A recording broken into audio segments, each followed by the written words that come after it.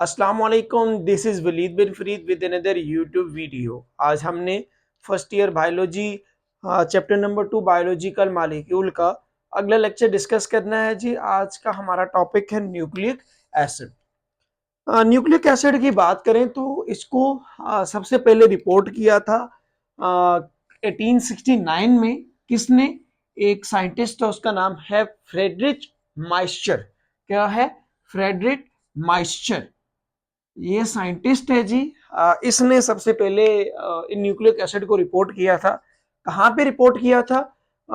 इसने एक compound isolate किया from the nuclei of the pus cell. Pus cell क्या होते हैं? ये डेड डब्ल्यूबीसीज होते हैं।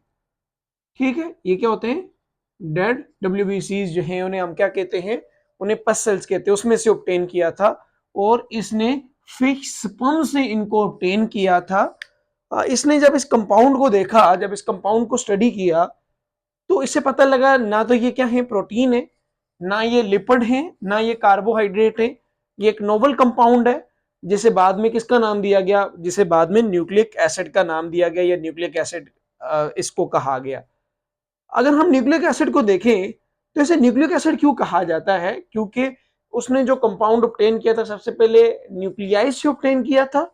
और जब इसकी एसिडिक प्रॉपर्टी, जब इसकी नेचर को स्टडी किया गया तो पता लगा कि ये क्या है, एसिडिक नेचर रखता है। तो इसीलिए इसका नाम क्या रखा गया? न्यूक्लिक एसिड रखा गया। न्यूक्लिक एसिड का नाम दो वजह से, एक क्योंकि ये ऑब्टेन किससे किया था?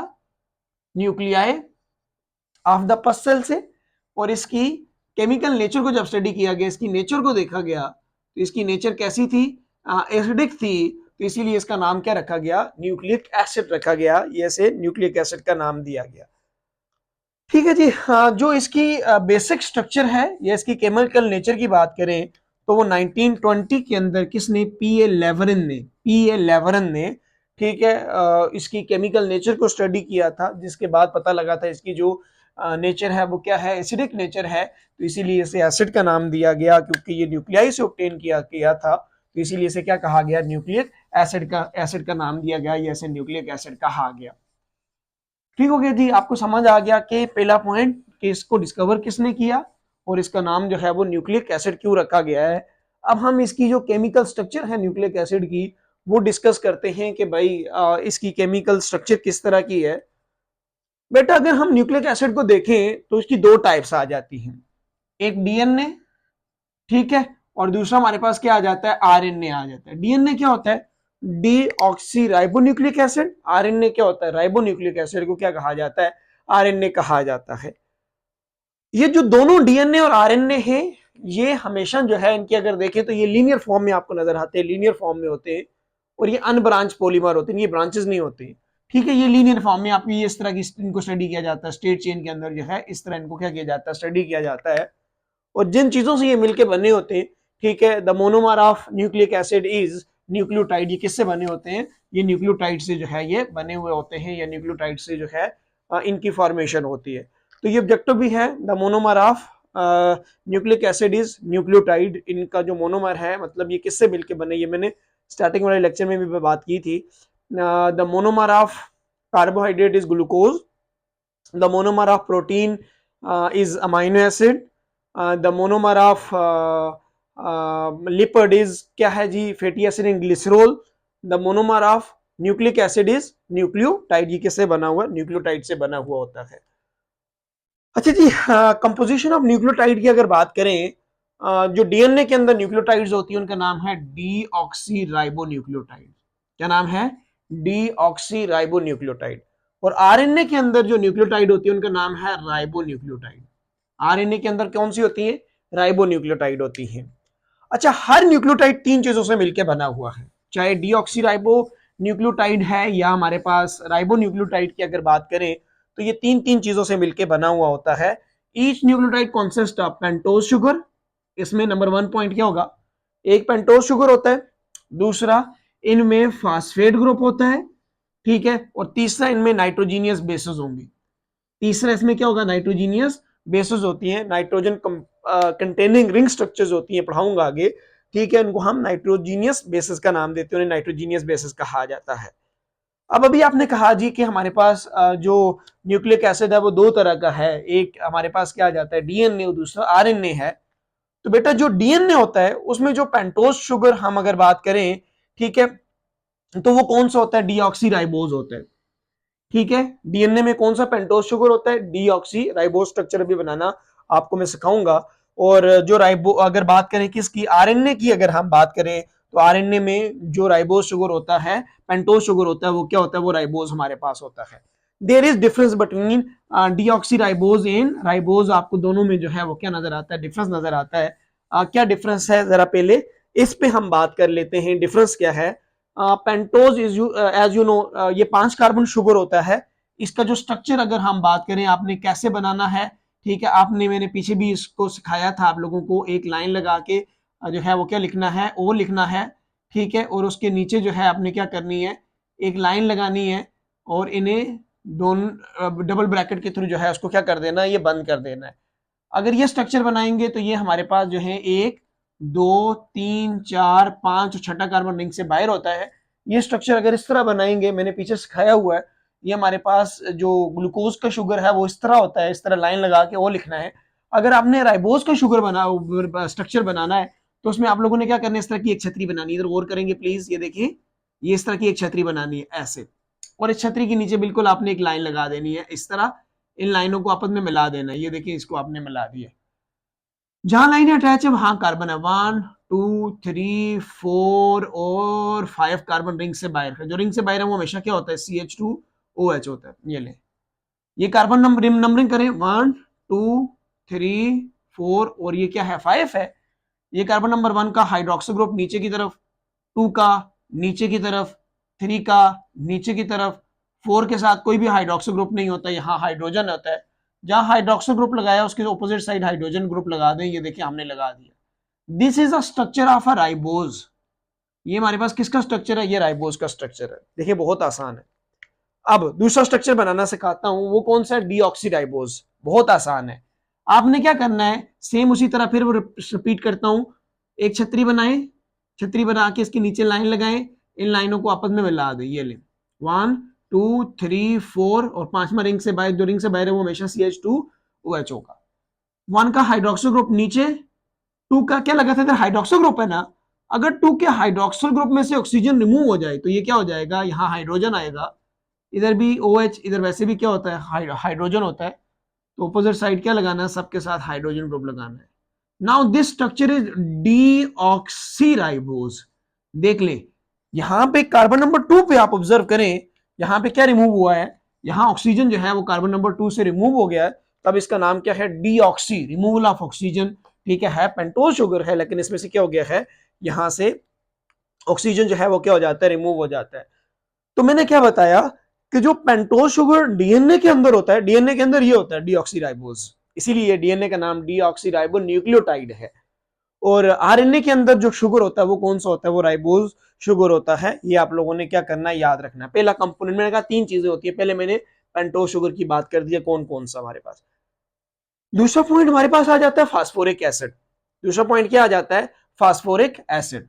अच्छा जी, ये फास्फोरिक एसिड आपको डीएनए में भी मिलेगा, और यही फास्फोरिक एसिड आपको जो है वो किसके अंदर मिलेगा, आरएनए के अंदर भी जो है ये क्या होता है, मिलता है। आपको पता होना चाहिए कि हमने बात की थी न्यूक्लिक एसिड जो एसिडिक नेचर होती है, ठीक है, वो किसकी वजह से होती है, वो इसी फास्फेट ग्रुप की वजह से। चाहे डीएनए की बात करें चाहे आरएनए की बात करें, तो दोनों जो है, दोनों की जो नेचर है वो क्या होती है, एसिडिक नेचर होती है। ये व्यक्ति भी आया हुआ है, the acidic nature of DNA is due to, किसकी वजह से होती है, वो फास्फोरिक एसिड की वजह से ही होती है। And the third component is, हमारे पास मैंने क्या बताया था, नाइट्रोजीनियस बेसिस होती हैं। इनकी स्ट्रक्चर में आपको आगे सिखाऊंगा, नाइट्रोजीनियस बेसिस का स्ट्रक्चर आपने कैसे बनाना है। तो इनका नाम नाइट्रोजीनियस बेसिस क्यों रखा हुआ है, 2 रीजन है। एक, इनके पास क्या है, the nitrogen containing ring structure, इनके पास रिंग बनेगा और उनके अंदर आपको नाइट्रोजन नजर आएगा।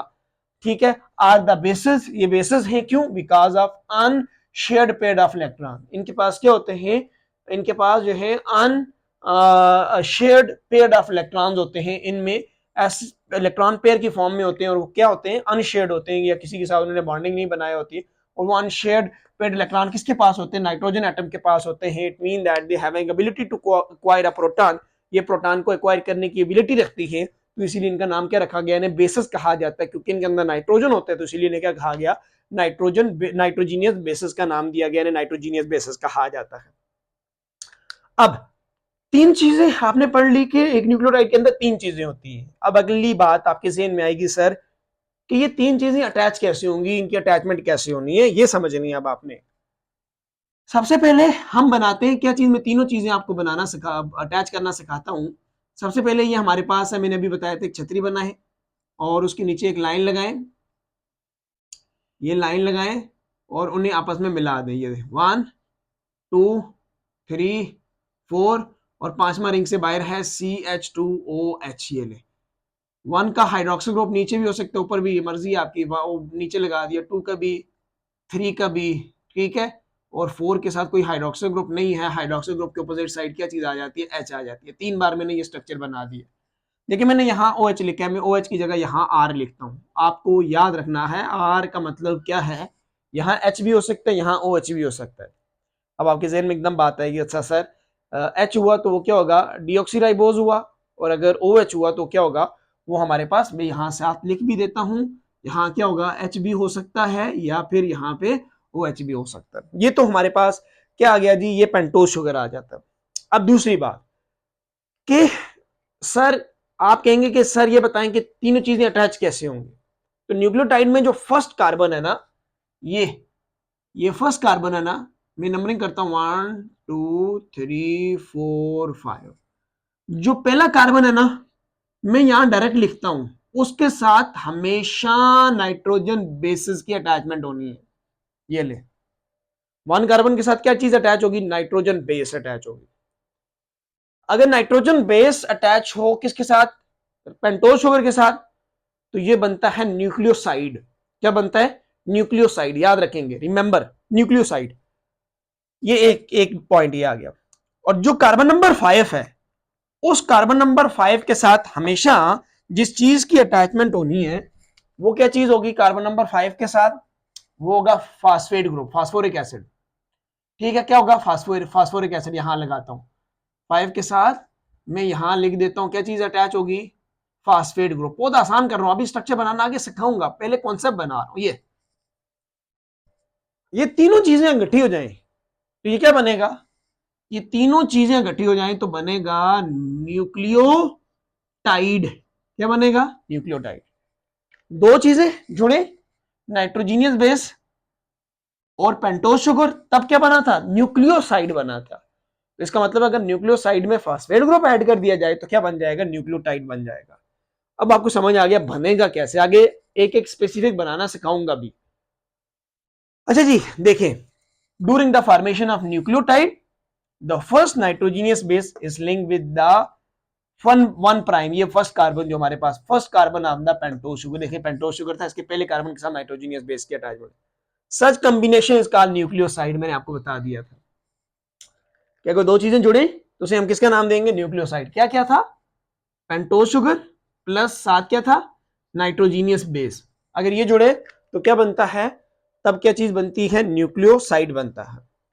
अच्छा अगर साथ क्या जुड़ जाए, अगर साथ फास्फोरिक एसिड जुड़ जाए, बच्चा बात की ऊपर लिख ले, देख ले फास्फेट ग्रुप लगाया हुआ फास्फोरिक एसिड का, अगर वो अटैच हो जाए किधर जुड़ेगा, ये देखिए 5 प्राइम के साथ। कितनी बार बताया, 5 कार्बन के साथ ये जुड़ेगा, तब जो स्ट्रक्चर बनेगा उसे हम किसका नाम देंगे, उसे हम न्यूक्लियोटाइड का नाम देंगे। अब आपको शॉर्ट क्वेश्चन है पास पेपर का, what is difference between nucleoside and nucleotide. आपको समझ आ गया कि न्यूक्लियोसाइड क्या होता है, न्यूक्लियोटाइड क्या होता है, ठीक है, ये आपने याद रखना है। अच्छा जी, अगर इसके साथ एक फास्फेट लगा हुआ है तो वो क्या होगा, मोनोफास्फेट। देख ले, दो लगे हुए, दो भी लगेंगे, तीन भी लगेंगे। तो अगर एक लगा हुआ है तो मोनोफास्फेट, दो लगा है डाइफास्फेट, तीन लगा है ट्राइफास्फेट। देख ले, a nucleotide with one phosphoric acid is called nucleoside monophosphate। ये ले, ठीक है, ये क्या है, न्यूक्लियोसाइड, और एक फास्फेट लगाना तो मोनोफास्फेट। मैं लगाना सिखाऊंगा भी आगे। दूसरा लग जाए तो क्या होगा, ये देखिए दूसरा लग गया, कैसे लगेगा वो बात की बात है, ये क्या होगा, डाइफास्फेट। तीसरा लग जाए तो क्या होगा, न्यूक्लियोसाइड ट्राइफास्फेट हो जाएगा। समझ आई बात मेरी, आपको ये समझ, बेसिक कॉन्सेप्ट समझ आ गया ये किस तरह है। अब मैं इसको स्पेसिफिकली आपको लगाना सिखाता हूँ। ये लगेगा कैसे, किसी एक को हम अटैचमेंट करके आपको बताते हैं ये जुड़ेगा किस तरह, ये अटैचमेंट कैसे होती है इसकी, इस पे हम बात करते हैं।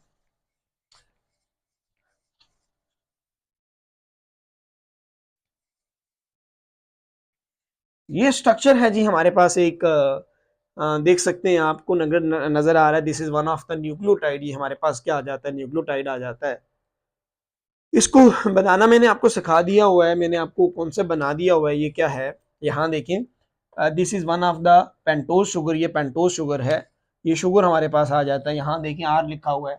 आर का मतलब है ओ एच भी हो सकता है, ओ एच होगा तो वो आर एन ए है, और अगर एच होगा तो वो क्या आ जाएगा, डीएनए आ जाएगा।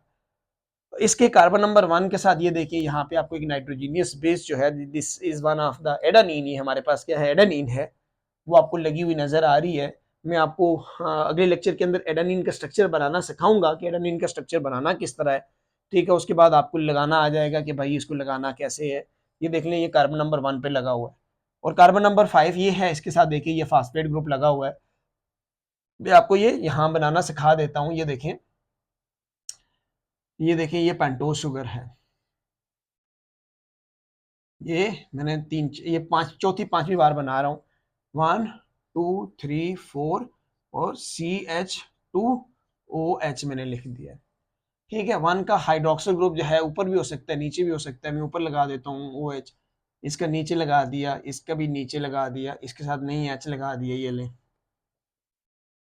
ये क्या है हमारे पास, this is a structure of a pentose sugar. ये पेंटोज है, मैं OH की जगह यहाँ क्या लगाता हूँ, R लगाता हूँ। आपको पता है क्या मतलब इस बात का। पुत्र मैंने आपको बताया जी, जो हमारे पास क्या आ जाता है, कार्बन नंबर 1 होता है, उस कार्बन नंबर 1 के साथ किसकी अटैचमेंट होती है, ये कार्बन नंबर 1 है, इसके साथ नाइट्रोजीनियस बेस जुड़ती है। अब नाइट्रोजीनियस बेस एक बनाना सिखा रहा हूँ, ये कंसंट्रेशन से सुनेंगे, इसको हमने बनाना कैसे है, ये किस तरह हम बना सकते हैं, ठीक है। आपने बनाना है एडेनिन का स्ट्रक्चर। एडेनिन का स्ट्रक्चर बनाने के लिए सबसे पहली शर्त है कि भाई आप यहाँ पे एक बेंजीन रिंग बनाएं। ये देखें, मैंने यहाँ पे आपके लिए एक बेंजीन रिंग बना दिया, ये देखें बेंजीन रिंग बनाया यहाँ पे।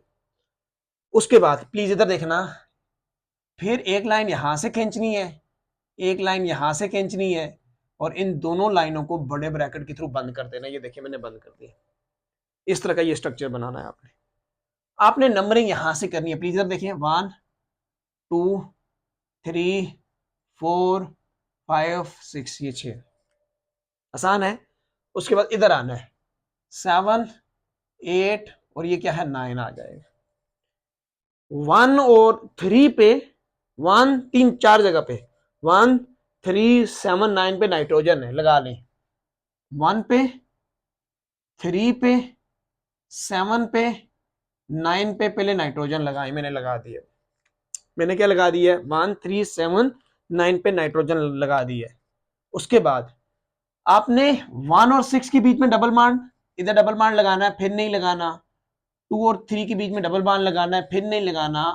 और 4 और 5 के बीच में आपने क्या लगाना है, डबल बॉन्ड लगाना है, फिर 5 और 6 के बीच में नहीं लगाना। बेंजीन रिंग में आपको पता है अल्टरनेट सिंगल और डबल बॉन्ड होते, देखिए इतना आसान। और जो दूसरा रिंग है 5 कार्बन वाला ना, इसमें आपने 7 और 8 के बीच में ही सिर्फ और सिर्फ क्या लगाना है, यहाँ पे आपने डबल बॉन्ड लगाना है। डबल बॉन्ड कहां कहां पे है, 1 और 6 के बीच में, फिर छोड़ना है, फिर लगाना है, फिर छोड़ना है, फिर लगाना है। और जो 7 वाला रिंग है उसमें 7 और 8 के बीच में लगाना है। कार्बन कितने बॉन्ड बनाता है, 4।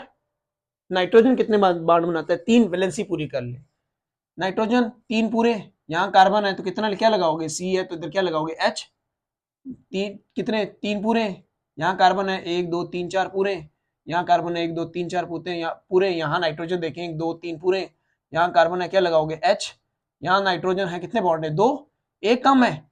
तो एक कम है तो इसका मतलब ये है कि आपको क्या करना है, यहाँ एक हाइड्रोजन इसके साथ लगाना पड़ेगा। ये गौर करना, अब ये दोनों एक दूसरे के सामने सामने आएंगे ना, इसका OH जाएगा, इसका H जाएगा। ये देखिए, ये एक का H और एक का OH जाएगा, यहां से वाटर रिमूव होगा तो ये दोनों एक दूसरे के साथ अटैच हो जाएंगे। ये देखें, ये देखें, ये अटैच हो गए, ये C इस नाइट्रोजन के साथ क्या हो गया, अटैच हो गया। ये देखिए आसान है ना, मैंने कहा था ना कार्बन नंबर 1 पे क्या लगता है, ये नाइट्रोजीनियस बेस लगती है।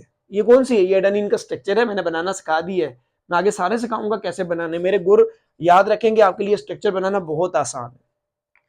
अब अगला पॉइंट, आप कहेंगे कि सर हमने कार्बन नंबर 5 पे क्या लगाना है, ये क्या बन गया, ये दोनों जुड़े हैं, ये बन गया न्यूक्लियोसाइड, हम न्यूक्लियोटाइड बना रहे हैं।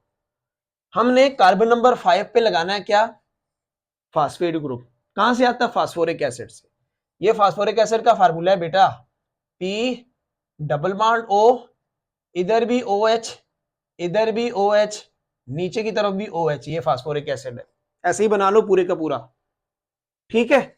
आपने क्या करना है, एसिड है ना, इसमें से क्या जाएगा एच, और इसमें से क्या जाएगा ओ एच जाएगा, ये आपस में अटैच हो जाएगा, देख लें ये जुड़ गए आपस में, ये आपस में अटैच हो गए, ये क्या बना, न्यूक्लियोटाइड। कौन सा न्यूक्लियोटाइड बना, ये न्यूक्लियोटाइड, ये क्या है, एडेनिन है ना, तो ये बना एडिनोसिन मोनोफास्फेट। कैसे पता लगा, एक फास्फेट है, दूसरा भी लग सकता है, लग सकता है, प्लस लिखें, फिर दूसरा लगाएं, सेम वही फास्फोरिक एसिड ऐड करें, ये लें, क्या बनेगा, पी डबल बॉन्ड ओ, इधर ओ एच, नीचे ओ एच, इधर भी ओ एच, ये ले भाई, क्या जाएगा, एक में से ओ एच, एक में से एच, किसी में से भी रिमूव कर दें, एक एसिड के तौर पे काम करता है, एक बेस के तौर पे काम करता है। यहां से भी ओ एच जा रहा है, यहां से क्या जा रहा है, एच जा रहा है, ये ले, ये क्या हो जाएगा, आपस में ये अटैच हो जाएगा, ये बीच में यहां बॉन्ड डिवेल्प हो जाएगा, यहां बॉन्ड डिवेल्प हो जाएगा, दो हो गया, अब क्या हो गया, एडिनोसिन डाइफास्फेट, प्लस बचा तीसरा भी लग सकता है, आप कहेंगे सर लग सकता है, ये तो आसान सी बात है, इधर देखें, पी डबल बॉन्ड ओ, इधर ओ एच, पीछे भी ओ एच, नीचे भी ओ एच, ऐसा ही है बेटा, एक में से एच, दूसरे में से ओ एच, रिमूव करें ना, फिर ये ले, मैंने रिमूव कर दिया आपके कहने पे, ये ले, बीच में क्या डिवेल्प हुआ, बॉन्ड, ये लेकिन यहां एक और बॉन्ड डिवेल्प हो गया। Now what is this, this is adenosine triphosphate, 3 phosphate लगे हुए, और याद रखना इसका मतलब है ये स्ट्रक्चर किसका मैंने बना दिया, एटीपी का, एडिनोसिन ट्राइफॉस्फेट, पास पेपर का क्वेश्चन भी है, ड्रॉ स्ट्रक्चर ऑफ एटीपी, यही बनाना था मैंने, जो बनाना सिखा दिया आपको। और एटीपी के अंदर ये दो बॉन्ड जो होते हैं ना, ये दो बॉन्ड, इनको हम कहते हैं, याद रखना बेटा, हाई एनर्जी बॉन्ड होते हैं, दो bond, how many high energy bond are present in ATP, बच्चे कहते हैं अच्छा 3 फास्फेट है, 3 नहीं, 3 नहीं है भाई, तीसरा टूट जाएगा तो फिर तो ये न्यूक्लियोटाइड ही ना रहा ना, ये क्या हो जाएगा, ये तो न्यूक्लियोसाइड हो जाएगा। तो कितने हाई एनर्जी बॉन्ड होते हैं इसमें, 2 हाई एनर्जी बॉन्ड होते हैं, कौन कौन से, ये मैंने बता दिए, देखिए ये नजर आ रहे हैं आपको, ये हाई एनर्जी बॉन्ड है। अगर एक बॉन्ड को तोड़ोगे ना तो कितनी एनर्जी मिलती है, 7.3 किलो कैलोरीज एनर्जी मिलती है एक बॉन्ड के टूटने से, याद रखना। अगर दूसरे से टूटेगा तो प्लस 7.3 कर लेना, कितना बनेगा 14.6। तो एटीपी कितनी एनर्जी देता है, 14.6 किलो कैलोरीज एनर्जी आपको किससे मिल सकती है, एक एटीपी के टूटने से जो है वो क्या मिलती है आपको, ये एनर्जी मिलती है। होप सो आपको ये बात समझ आ गई होगी, ये क्या चीजें हैं हमारे पास, ये किस तरह बनानी है, प्रैक्टिस करें, पास करें, बनाएं इनको, एक बार बनाए, एग्जाम में आपके 2 मिनट में आराम से बना सकते हैं, आपके एग्जैक्ट 3 नंबर जो है एनटी टेस्ट में भी आपसे वो पूछ सकता है मेरा बच्चा। उसके बाद आगे हमारे पास आता है नाइट्रोजीनियस बेसिस, उसके बाद हमारे पास क्या आता है, नाइट्रोजीनियस बेसिस आ जाती है। अभी हमने थोड़ी सी बात की थी नाइट्रोजीनियस बेस, एक मैंने बनाना सिखाई है। न्यूक्लियोटाइड के अंदर दो तरह की नाइट्रोजीनियस बेसिस होती हैं, दो टाइप्स होती हैं, एक होता है सिंगल रिंग पायरामाइडीन, पायरामाइडीन, और दूसरी क्या होती है, डबल रिंग प्यूरिन्स होती हैं।